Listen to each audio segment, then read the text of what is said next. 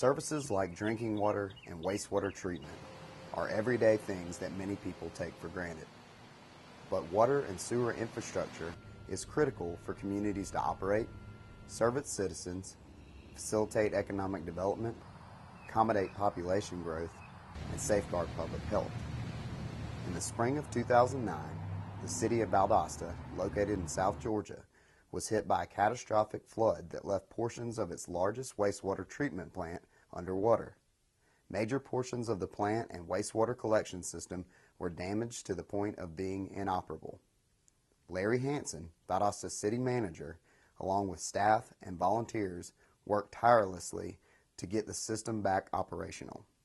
In 2009, we were hit with what ultimately was declared a presidential disaster flood, as well as declared a disaster by the governor of the state of Georgia.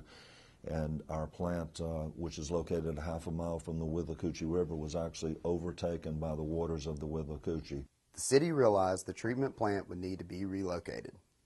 Portions of the collection system would need to be moved from low-lying areas, including new pump stations and a new force main to transport wastewater to the new treatment site. So we actually went out and acquired a piece of property. It's only about a half a mile away from the plant, but it's a 60-foot higher elevation, and it's outside of the 500-year floodplain. So we could sort of still take advantage of most of our collection system, take advantage of the outfall that takes that discharge to the river after it's treated, and yet get out of any risk of flood. Due to the severity of the situation, the city of Valdosta decided to use a design-build process for the construction of the new treatment plant. So design-build would allow us to meet the need in the fastest possible way. It really brings you together working as a team. Traditionally, you design a project, and then you bid that project, and then a contractor gets that and he builds it. So it's sort of three steps that are not necessarily connected one another. Design-build brings it all together at the very beginning. The city combined funds from a special purpose local option sales tax, or SPLOST for short, with a low-interest loan from the Georgia Environmental Finance Authority to fund this $60 million project. I think what this did do is really help our citizens understand the importance of public utilities, the importance of having good, clean, safe drinking water, the importance of having wastewater, and not only the importance of meeting a present need, but we designed and built these facilities for the future.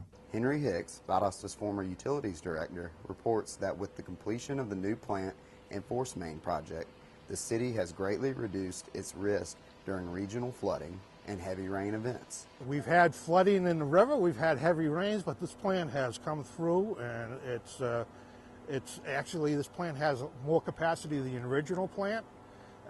We tested that, and the last big rain event we had actually about 24 million gallons coming into the plant. The plant's designed for an average daily flow of 12 million gallons a day. Peak capacity day is 18 million. Max capacity hour is 24, and the peak flow capacity is 32 million. The new treatment plant and force main projects solved an immediate need and demonstrated a significant investment in infrastructure for future growth. Well, as I said, this investment has really not only solved immediate need, but it's prepared us for the future. So now as the economy is starting to pick up and we're having prospects looking at us again, in fact, we have an industry that's looking to make an announcement this fall to expand. And it's nice to know we have the available water capacity and we have the available wastewater treatment capacity. And not only do we have the capacity, we have the quality, building a state-of-the-art treatment plants. Through this project, the city of Valdosta has shown its commitment to its citizens, the environment, and future generations.